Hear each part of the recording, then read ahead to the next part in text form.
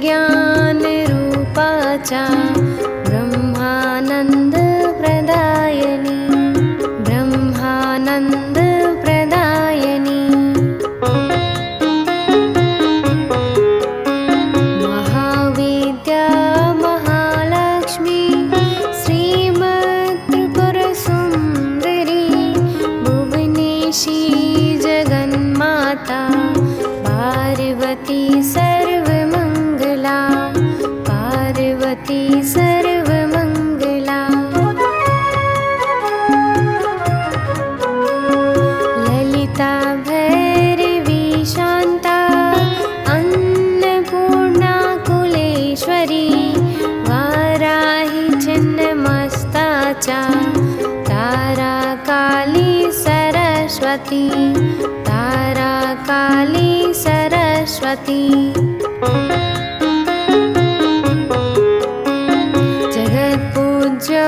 महामाया कामेशी भगमालिनी दक्षपुत्री शिवाङ्कस्था शिवरूपा शिवप्रिया शिवरूपा शिवप्रिया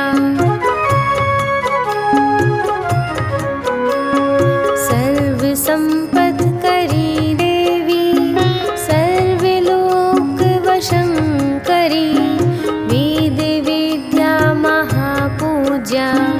भक्ताद्वेषी भयङ्करी भक्ताद्वेषी भयङ्करी स्तम्भरूपा स्तम्भनिजा दुष्टस्तम्भनकारिणी भक्तिप्रिया महाभोगा श्रीविद्या ललिताम्बिका श्रीविद्या ललिताम्बिका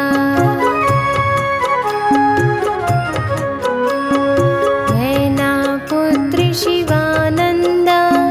मातङ्गी भुवनेश्वरी नारसिंही नरेन्द्राचा नृपाराध्य नरोत्तमा नृपाराध्य नरोत्तमा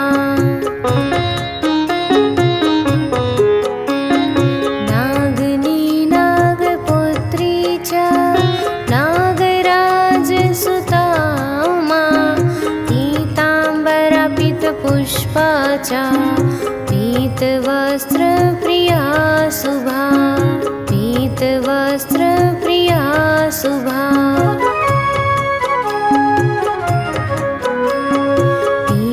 पीतगन्धप्रिया रामा पीतरत्नार्चिता शिवा अर्धचन्द्रधरी देवी गदामुद्गरधारिणी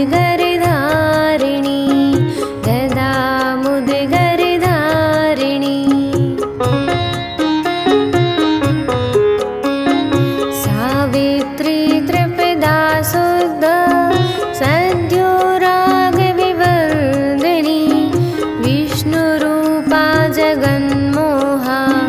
ब्रह्मरूपा हरिप्रिया ब्रह्मरूपा हरिप्रिया रुद्ररूप रुद्रशक्तिदमयी भक्तिवत्सला लोकमाता शिवा सन्ध्या शिवपूजन तत्परा शिवपूजन तत्परा धनाध्यक्षा धनेशी च धर्मदा धनदा धना चण्डदर्प हरिदेवी शुम्भासुरनिवर्हिणी शुम्भासुरनिवर्हिणी महिषासुरनिवर्हिणी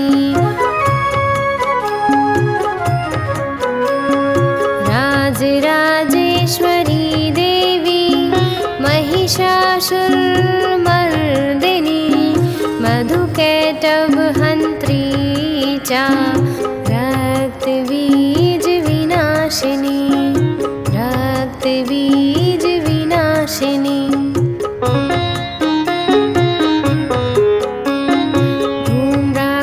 धूम्राक्षदैत्यहन्त्री च भण्डासुरविनाशिनी रेणुपुत्री महामाया भ्रामरी भ्रमराम्बिका भ्रामरी भ्रमराम्बिका ज्वालामुखी भद्रकाली बगला शत्रुनाशिनी इन्द्राणी इन्द्रपूजा च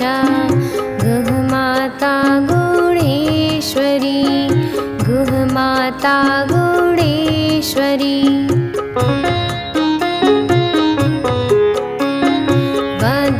वज्रपाशधरा देवी जिह्वामुदगरधारिणी भक्तानन्दकरी देवी पगला परमेश्वरी पगला परमेश्वरी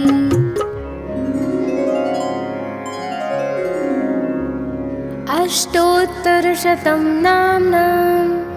बगलायास्तु यः पठेत् रिपुबाधा विनिर्मुक्ता